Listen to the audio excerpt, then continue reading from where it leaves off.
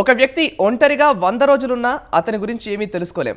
అదే నలుగురిలో 4 రోజులుంటే చాలు అతని వ్యక్తిత్వం ఏంటో తెలిసిపోతుంది. ఈ నానుడిని ఇప్పుడు కార్పొరేట్ కంపెనీస్ ఎక్కువగా ఫాలో అవుతున్నాయి. అదే గ్రూప్ డిస్కషన్స్ రూపంలో. ఒక వ్యక్తి లీడర్షిప్ క్వాలిటీస్ని, అతని ఎబిలిటీస్ని, అతని వీక్నెసెస్ని ఆ గ్రూప్ డిస్కషన్స్లోనే ఇంటర్వ్యూయర్స్ అసెస్ చేస్తారు. చాలామంది ఇంటర్వ్యూకి వెళుతున్నప్పుడు ఒక హర్డిల్గా, ఒక గండంగా భావించే గ్రూప్ డిస్కషన్స్లో ఏం సక్సెస్ కావాలంటే ఏం చేయాలి, దానిలో డూస్ అండ్ డోంట్స్ ఏంటి అనే అంశాలపైనే ఈరోజు మనం చర్చించబోతున్నాం. దీనిపై వివరించడానికి మేధా institute of English director and chief coach Chiranjeevi గారు ప్రస్తుతం హెచ్ఎంటీవీ స్టూడియోలో ఉన్నారు. నమస్కారం చిరంజీవి గారు. నమస్తే సాయి.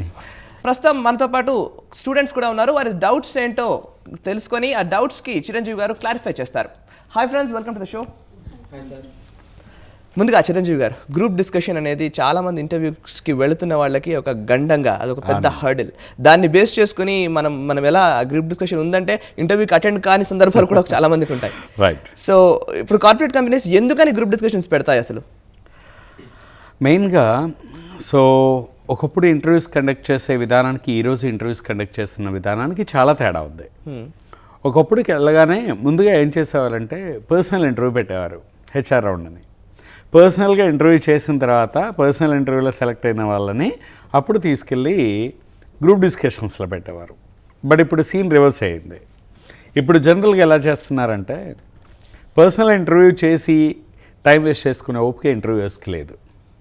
ఇంటర్వ్యూకి వచ్చే వాళ్ళు ఎక్కువైపోయారు. వీళ్ళలో ద బెస్ట్ కావాలి వాళ్ళకి, అంతే. సో అందుకే ఇది ఒక మంచి పద్ధతి అన్నమాట. రాగానే ముందుగా లాంగ్వేజ్ టెస్టింగ్కి ఏం చేస్తారంటే జామ్ సెషన్ 1 minute మాట్లాడిపిస్తారు. మాట్లాడడం 1 minuteలో చక్కగా ఏం అడుగుతారంటే simple issues, tell me about yourself అని, లేదా మీ విలేజ్ గురించి 2 నిమిషాలు మాట్లాడమని, నీకు నచ్చిన సినిమా అని, నీ హాబీస్ అని, హ్యాబిట్స్ అని, ఏదో ఒక టాపిక్ ఇస్తారు. ఎక్కువ శాతం ఇచ్చే టాపిక్స్ ఏంటంటే హాబీస్ గురించి మాట్లాడమని 2 నిమిషాలు, లేదా మీ సొంత ప్లేస్, ఏ ప్లేస్ ఉందో ఆ ప్లేస్ని డిస్క్రైబ్ చేయమని, లేదా ఐడియల్ జాబ్ అంటే నీకు మంచి నచ్చే ఉద్యోగం ఏంటి, ఎందుకు అనేది. ఇది మాట్లాడినంతసేపు మీ లాంగ్వేజ్ స్కిల్స్ చూస్తారు. ఇంగ్లీష్ బాగుందా లేదా, కమ్యూనికేషన్ బాగుందా లేదా, ఎక్స్ప్రెషన్స్ ఎలా ఉన్నాయి, ఇది చూస్తారు. ఇది అయిపోయిన వెంటనే గ్రూప్ డిస్కషన్స్కి వెళ్తారు. ఈ గ్రూప్ డిస్కషన్స్లో ఏంటంటే main objective of group discussions ఏంటంటే రేపు నీకు ఉద్యోగం ఇచ్చిన తర్వాత నువ్వు ఒంటరిగా పనిచేయాల్సి ఉండదు. రోజు ఆఫీస్లో కొలీగ్స్ అందరితో కలిసి చేయాల్సి ఉంటుంది. సో ఆ క్రమంలో are you team player or not. చాలామంది ఏంటంటే ఒంటరిగా బాగా పర్ఫామ్ చేస్తారు, గ్రూప్లోకి వచ్చేసరికి పర్ఫామ్ చేయలేరు. కొంతమంది ఎంత టాలెంటెడ్ అయినప్పటికీ కూడా, ఎంత స్కిల్డ్ పర్సన్ అయినప్పటికీ కూడా చుట్టూ ఉండే జనాలతో ప్రాపర్ రిలేషన్స్ ఉండవు, కోఆర్డినేషన్ చేసుకోవడం రాదు, కోఆపరేట్ చేయడం రాదు. ఈ కోఆర్డినేషన్, కోఆపరేషన్ అండ్ ఇవి లేకపోవడం వల్ల ఎంత టాలెంటెడ్ పర్సన్ అయినా కూడా సక్సెస్ కాలేడు. అండ్ ఇంకోటి ఏంటంటే ఒక సామెత చెప్తూ ఉంటారు, none of us is as strong as all of అస్.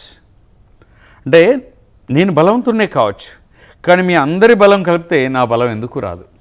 అలాగే ఒక వ్యక్తి ఎంత టాలెంటెడ్ అయినప్పటికీ కూడా ఒక వ్యవస్థలో, ఒక ఆర్గనైజేషన్లో అందరి టాలెంట్తో కలిపితే ఆయన టాలెంట్ ఎందుకు పనిచేయదు. కాబట్టి తప్పనిసరిగా జనాలతో మింగిల్ అవ్వాలి. ఈయనకు ఆ నేచర్ ఉందా లేదా, అంటే ఎలా ఉంటుంది అంటే ఒక టీంలో పనిచేయగలవా లేదా అనేది చూడడం అనేది మెయిన్ ఆబ్జెక్టివ్ ఇక్కడ. ఒకవేళ నువ్వు కొంతకాలం పనిచేసిన తర్వాత ఒక టీంకి మేనేజర్ని చేస్తే నువ్వు టీంని లీడ్ చేయగలవా లేదా, ఇంకో లీడర్షిప్ క్వాలిటీస్ ఉన్నాయా లేదా, ప్లస్ నలుగురిలో ఉన్నప్పుడు నీ యాటిట్యూడ్ ఏంటి, అంటే మీ రియాక్షన్ ఏంటి, మీ రెస్పాన్స్ ఏంటి, మీ చుట్టూ జరుగుతున్న సంఘటనలకి, మీ చుట్టూ ఉన్న జనాల వైపు నీ రియాక్షన్ ఏంటి, నీ రెస్పాన్స్ ఏంటి, how you get along with the people. అందరినీ కలుపుకొని నువ్వు ఎలా ముందుకెళ్తావు, ఆర్గనైజేషన్ గోల్స్ వైపు కావచ్చు, సో నీకు ఇచ్చిన టార్గెట్స్ వైపు కావచ్చు.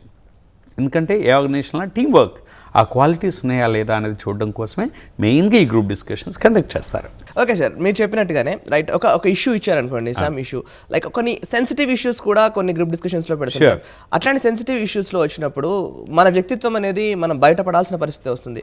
అట్లాంటప్పుడు ఎలా ఉండాలి, మన వ్యక్తిత్వాన్ని చంపుకనైనా ఉండాల్సిన పరిస్థితి మీరు అడిగారు. లాస్ట్ టైం సేమ్ థింగ్ బెంగళూరులో స్టూడెంట్స్ ఎక్కడ ఫెయిల్యూర్ అవుతారంటే ఎమోషన్స్ని ఎగ్జిబిట్ చేయలేకపోవడం, ఓవర్ ఎమోషన్స్ని ఎగ్జిబిట్ చేయడం. ఇవన్నీ ఎలా చూస్తారని చెప్తాను.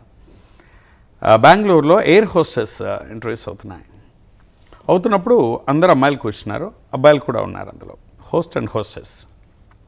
అందులో నా స్టూడెంట్స్ 2 అమ్మాయిలు వెళ్ళారు, తెలుగు అమ్మాయిలు. వాళ్ళు సెలెక్ట్ కాలేదు. వచ్చిన తర్వాత ఏమమ్మాయంటే గ్రూప్ డిస్కషన్లో మేము పోయాం సార్ అన్నారు. గ్రూప్ డిస్కషన్లో ఏమైంది అంటే, ఏం టాపిక్ సార్ అది, ఆ టాపిక్ ఇచ్చారు, మేము ఎలా మాట్లాడతామని అన్నారు. ఏంటమ్మాయి ఆ టాపిక్ అంటే, ఏం లేదు, వాళ్ళు ఏమడిగారట అంటే 8 మెంబర్స్ని కూర్చోబెట్టి, your time starts now, topic is that contribution of Silk Smitha to cine industry అన్నారంట. అనగానే సిల్క్ స్మిత అనగానే చిన్నప్పటి నుండి వీళ్ళకి ఏదో negative role, negative character feeling ఉంది. దాంతో వీళ్ళు సిగ్గుపడ్డము లేదా బిడియపడ్డము, ఆవిడ గురించి ఏం మాట్లాడదాం అనుకోండి, సైలెంట్గా ఉన్నారు. అందులో ఒక అమ్మాయి లేచిందట, చక్కగా మొదలెట్టిందట, Silk Smitha creative dancer and real a good actress who created sensation, పెద్ద సెన్సేషన్ క్రియేట్ చేసింది ఆవిడ, చాలామంది డాన్సర్స్కి ఆదర్శం అంటూ చక్కగా మాట్లాడేసిందట. ఆ అమ్మాయి సెలెక్ట్ అయిందట. అంటే అక్కడ నీ పర్సనల్ ఎమోషన్స్ ఏంటి, ఫీలింగ్స్ ఏంటి పక్కన పెట్టేసి ఆ విషయాన్ని విషయంగా ప్రజెంట్ చేయడం నేర్చుకోవాలి. ఓకే. ఎందుకంటే నువ్వు అక్కడ వెళ్ళిన ఉద్యోగం ఏంటి, ఎయిర్ హోస్టెస్.